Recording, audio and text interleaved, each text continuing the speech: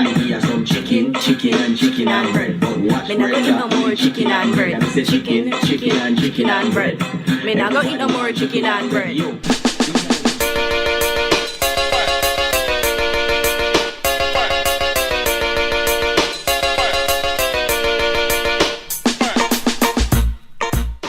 Hello everyone and welcome back. This is going to be part 2 of my Gastroschisis series, and in this video I'm going to be explaining what has happened to me recently. I have so much to get through, so I'm just going to try and get straight into it. But before I do, I just want to say again, I'm not a doctor. If you are experiencing any pain or you have any concerns, the best advice that I can give you is to go and see a doctor. So carrying on from the previous video, if you haven't already watched it, I'm going to put the link down below, so go and watch that first. I haven't experienced any problems with gastroschisis until I was around 21.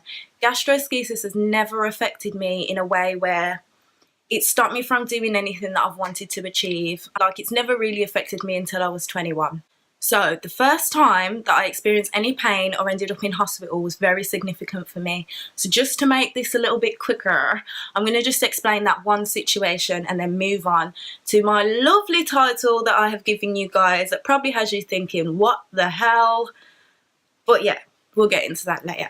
So the first time that this happened to me, I had just come home from a pizza restaurant with my friends, and I go to this restaurant all the time. What I normally do is order a bowl of salad and a 4-slice pizza, and I only manage to finish one slice of the pizza, and then I'll always bring the rest home as that second lunch that I mentioned in the previous video.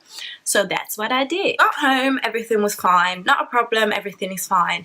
And then about an hour later I started to get a bellyache. Now I'm going to use a pain scale just so that you can kind of grasp where I'm at. The pain for the bellyache as soon as I got home was around a 1 or a 2. Didn't think nothing of it, it was manageable, you know, quick paracetamol, all good. About 2 hours later, I woke up and out of nowhere, I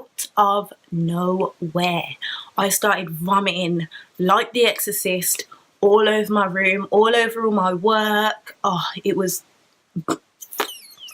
not nice. After I threw up, the pain got worse. The only way I can describe the pain is like a thump with a twist and then a super sharp pain. If being stabbed is a 10, the pain was at about a 4 or a 5. So I tried to go back to sleep, woke up an hour later again, and the pain had jumped from a 5 to a 7.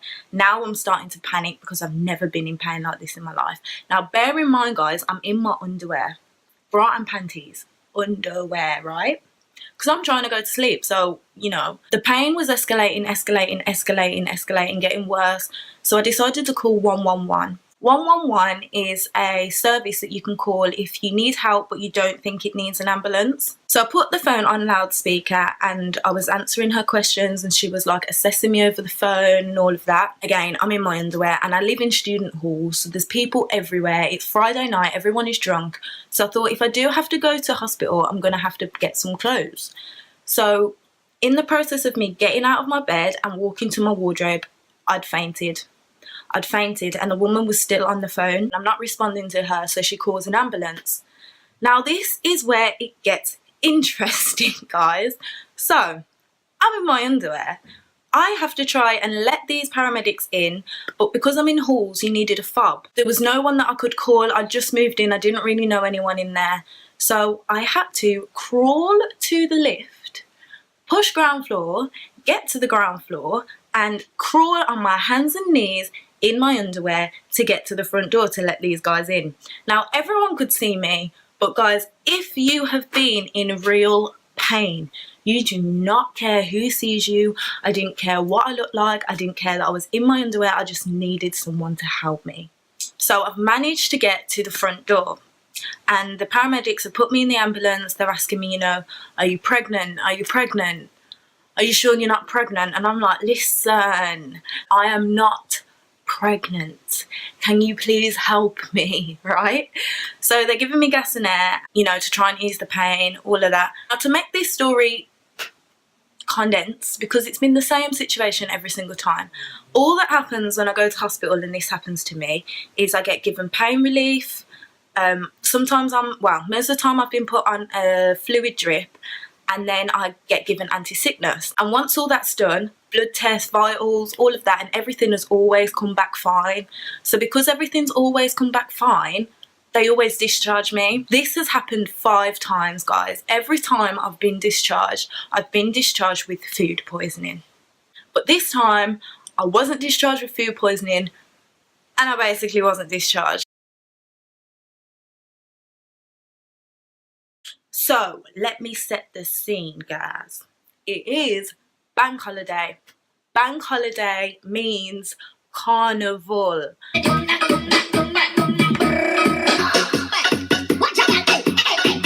Carnival is the best day for me of my whole life. I love carnival. Something in my gut is telling me not to go carnival this year. Ironic as it is, something was telling me not to go.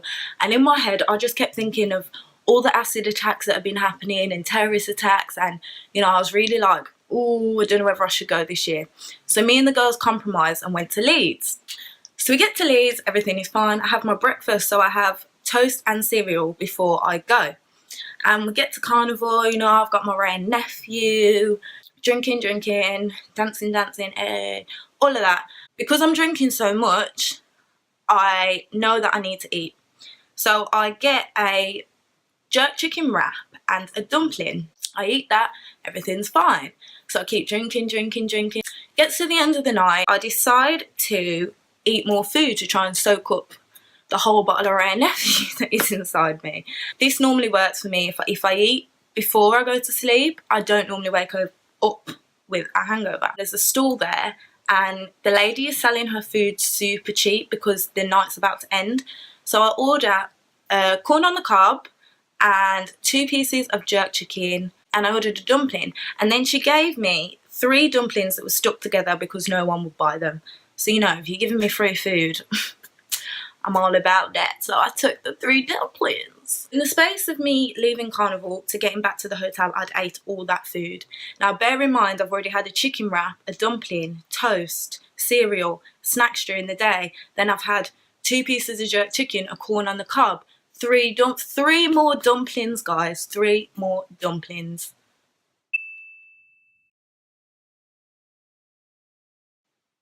That is just the most. That is, I don't know. Got back to the hotel, everything is fine, no belly aches in sight. I've had an amazing night. I go to sleep and yeah, night's done. Wake up in the morning, my plan had worked, I didn't have a hangover, everything was fine. Me and the girls decided to go for a meal. I don't eat red meat, but we went to a steakhouse, so I'm being really picky with what I eat. So I ordered sweet potato fries and some chicken nuggets. Can't go wrong with chicken nuggets, can ya? I've ate the sweet potato fries, and literally, guys, as soon as I swallow this chicken nugget, all hell breaks loose. Soon as this chicken nugget hits my stomach, I really feel it hit my stomach. It felt like I swallowed a brick. So it hit my stomach and I started to get a bellyache. Now I don't really think much of it because, again, on a pain scale, it was about a 2 out of 10. Not a problem, I can handle it. Give me a paracetamol. So good. That's what I tried to do again. So I took some paracetamol and ignored it. In the car home, pain's escalating. And this is when I started to get a bit worried, because I know that if it passes a 3 or 4 on the pain scale, I'm probably going to end up in hospital again. Get home and the pain has gone from a 4 to a 6. I'm starting to cradle, and you know, the twisting pain is back, the punching pain is back, and now I'm getting stabbed. I'm getting stabbed again, and I'm thinking, oh please no, not again. I call my mum and I tell her I got a bellyache, and we call 111 again. Now I explain that this has happened a few times before, so she suggests that I'll go to an out of hours doctor. Luckily for me, looking back now, the out of hours doctor was based at a hospital, and I'm so lucky that that was the case. We drove to the hospital, and at this point the pain has hit a 7 bordering on an 8. Bordering on an 8. Like I said again, if being stabbed or being shot is a 10, I was currently at an 8. So as you can imagine, I'm screaming my head off, and I'm getting scared and I'm panicking, and I just don't want to pass out again. So we get to the walk-in doctors, and I'm being wheeled around in a wheelchair at this point because I literally just can't move. I was sitting in the waiting room, And at this point, guys, I'm petrified. I am really scared because the pain has never been this bad before. And I'm looking around and there's about 50 people in there, and there's people with like coughs and colds and just minor injuries basically. But I was in so much pain.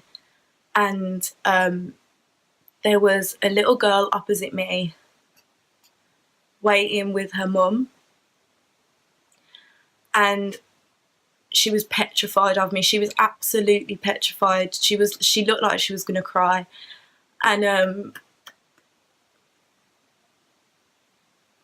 makes me so upset because I was in so much pain, and I've never been so scared in my life.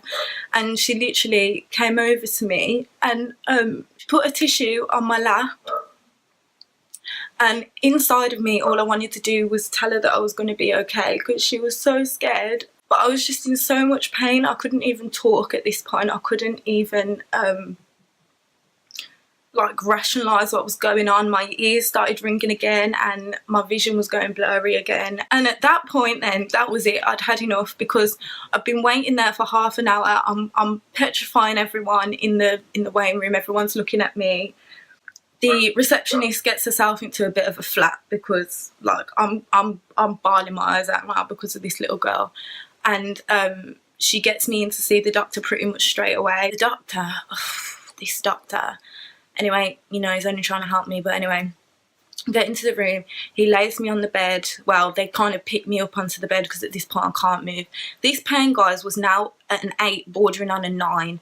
Like, it was so severe. The shooting pains that I was feeling had now become constant. It was constant. It was like a constant stabbing pain. So he's assessing me on the bed and he's pushing my tummy. Now, he pushes the one side of my tummy and the pain just becomes unbearable. So I start screaming, I start swearing, I'm being so nasty to him, bless him. But I can tell that something is really wrong. So he gets himself in a flap. He starts calling other doctors, asking for their advice. And I'm getting really frustrated because I've been in this pain now for a good few hours. So I'm just like, get me to the hospital, get me to the hospital. But the next thing I know, I wake up and I'm on a surgery ward.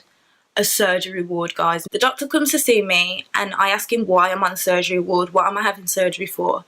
They believed that it was my appendix. At that point I was just relieved that, you know, they think they know what's wrong with me, it's going to be sorted, I'm going to be out of this pain, and you know, I just braced myself for this surgery. I was kept nil by mouth, which means I wasn't allowed to eat, I wasn't allowed to drink. The only thing that they would let me do is swill water around my mouth and then spit it back out again.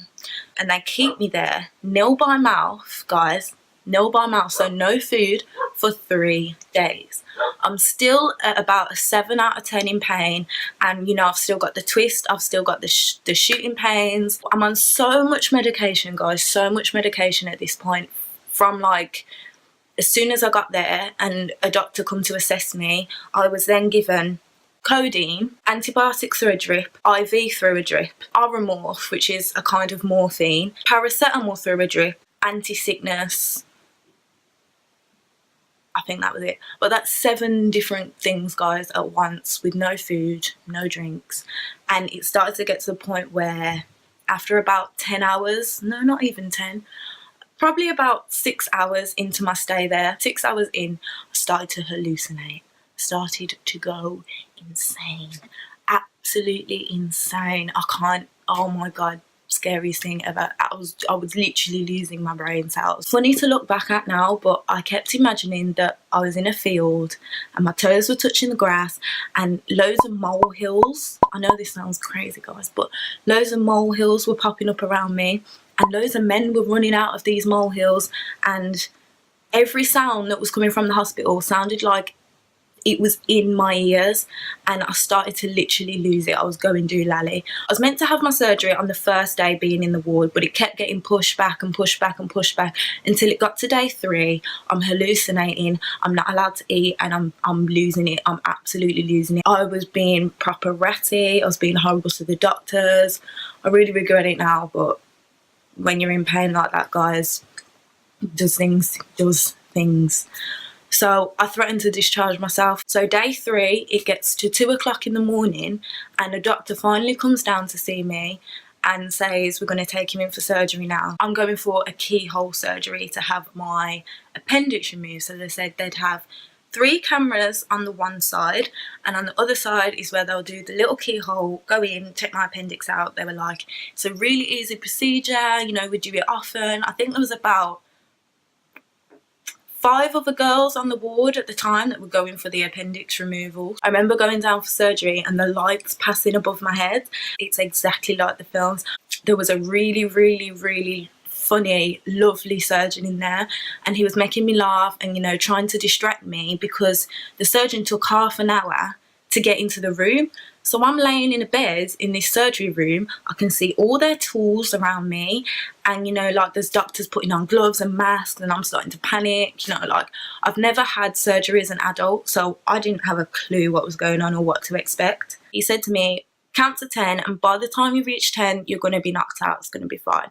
So that's what I did, and I did knock out. I think I knocked out after about 3 seconds, to be honest. I don't remember coming round from surgery at all. I've woke up and my whole stomach is bandaged. I had my bed propped up at the back, but I couldn't move off the bed. You don't realise how much you use your stomach muscles until you don't have them. Trust me, let me tell you that now. The doctor comes to see me, and this is where it gets interesting, guys, and this is the reason I'm making this whole thing. This is the number one reason I'm making this whole series. He explained to me that during surgery, they were looking for my appendix for ages and they couldn't find it.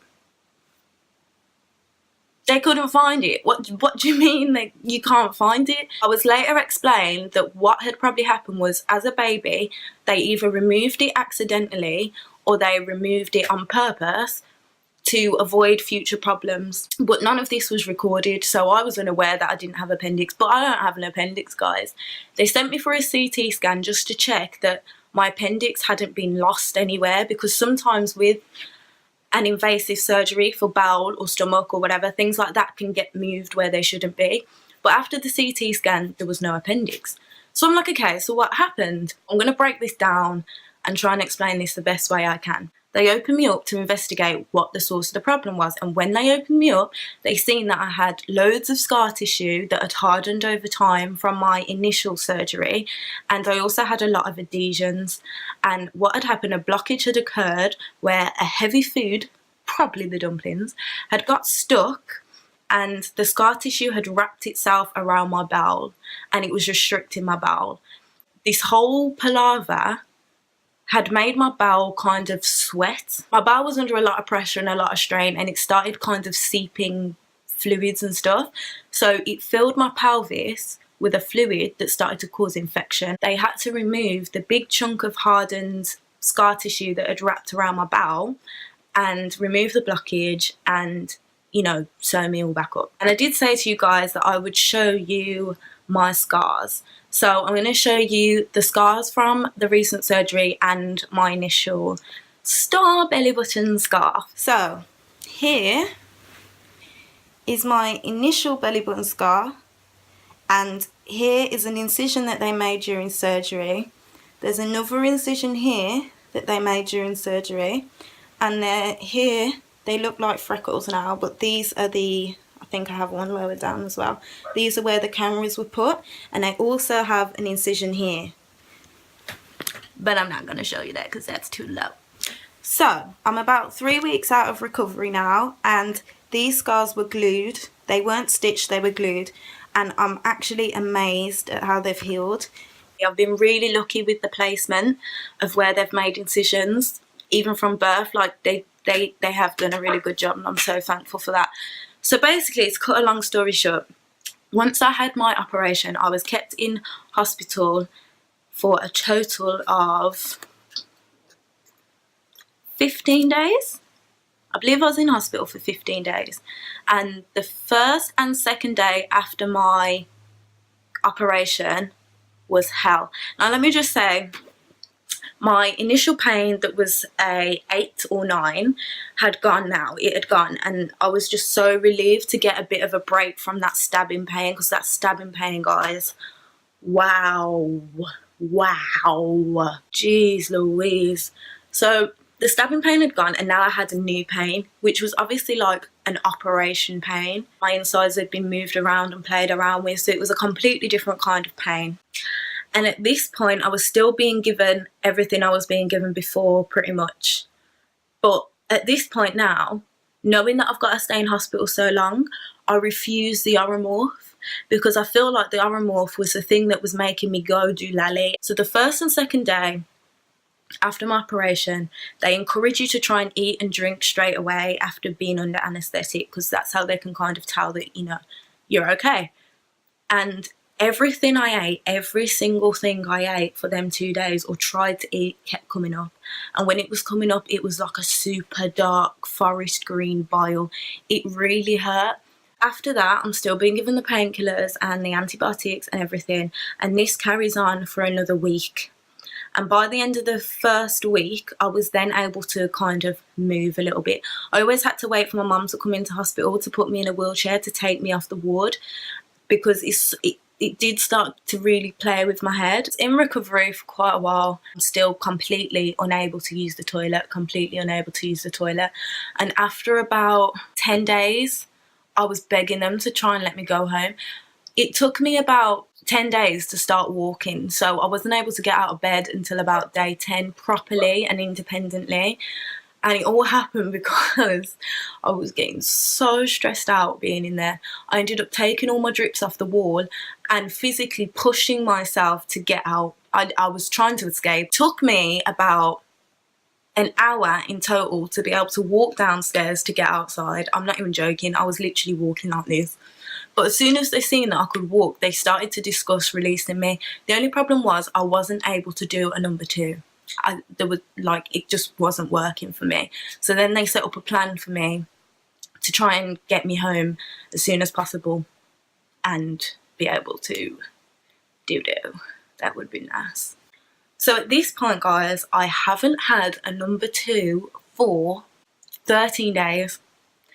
Can you just imagine what it's like to not be able to have a number 2 for 13 days, guys? 13 days. My stomach was literally out here. It was all swollen and bruised. This is around from day 12 onwards. I was drinking about 3 cups of laxative a day. Then they tried Senna. Then they tried something else. Can't remember what that one was called, but they all encouraged bowel movements and nothing was working. I just want to get home. Like, I just really want to go home. After that, then they give me suppositories. Now, these suppositories, bear in mind, guys, I knew a lot of the nurses on this ward, and do you know how embarrassing it was having to have someone else give you a suppository? Now, a suppository, if you didn't know, is like a tablet that they put up your bottom. Lovely. So yeah, they put a tablet up your bum. So if you do know the nurses, that can get quite awkward, but you know, again, if you're in real pain, Jesus himself could have came down and offered to put this tablet up there and I would have accepted it. The only reason they wouldn't discharge me is because I couldn't go to the toilet, and they needed to know that I could do it by myself, or that, you know, my bowel was working in general. So I went to the toilet after one of these suppositories, and I was sitting there for hours, and I was like, listen, today is the day I'm going home. Like, I was talking to my bowel, you know, like, please, just please get me out, let me go home, work. After about an hour, and it really did hurt me, guys, it really did hurt, but I just manned it out because there was nothing more I wanted than to go home. Now, literally, a pea, the size of a pea, came out in the toilet, and I was crying my eyes out. I was Guys, next time you go to the toilet and you're having a number 2, please appreciate it. You know them like hangover number 2s, or them like, just please appreciate going to the toilet. Like, honestly, guys, please, just next time appreciate it. So I'd let out a pee, and I was allowed to go home because I let this pee out. I mean, I'm crying, I'm happy, best day ever. I left hospital and I was sent home with suppositories because I still wasn't 100% able to use the toilet by myself, and painkillers. And after about 4 days, I was able to use the toilet completely by myself, and every day I started to feel better and stronger. I have been in recovery now for 3.5 weeks. It's coming to 4 weeks now. And, you know, I have my good days. I do still have my bad days where I am in a bit of pain. But it's getting better, and every day I'm starting to feel more like me again. And what has happened now is I have tests and scans, and I've recently just had an MRI that I've done a vlog for, so I'm going to be able to bring you guys with me, and I'll upload that as soon as I can. I've been lucky enough to have found a gastro specialist in the UK who's hopefully going to help me out a little bit with preventing this from happening again. I've also been given a nutritionist, because even now in recovery there's been a lot of foods. It's kind of trial and error at the minute to find out what foods I can and can't do. If you have me on Snapchat, you would have seen that I tried to eat a pizza the other day. Bad idea. I was in so much pain the next morning, and I thought, oh my God, please, Lord, please, no, not again. But luckily it subsided after I took, you know, my painkillers and stuff. So pizza's a no, heavy foods are a no, dumplings are a big fat no. And I'm going to do an update for you guys, because I know there's a lot of people out there who don't have access to the specialists, and I really just want to be able to help in any way that I can. And, you know, if I can find out anything while I'm there, I will do that for you guys. So my advice to any survivors out there with gastroschisis, I don't want this video to scare you, because there are some people out there who are survivors who never experience a problem. Never experience a problem. Obviously, there are quite a few that do, but don't panic.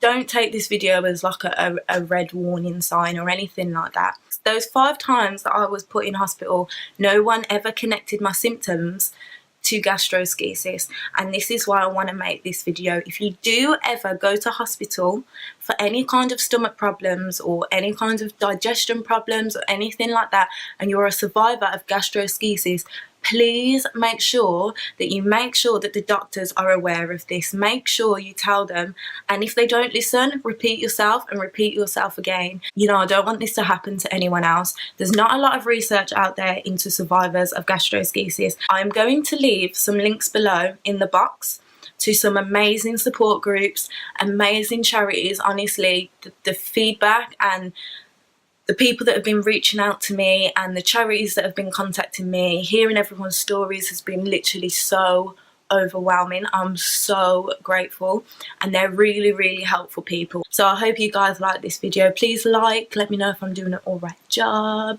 subscribe, and please share. I will see you soon.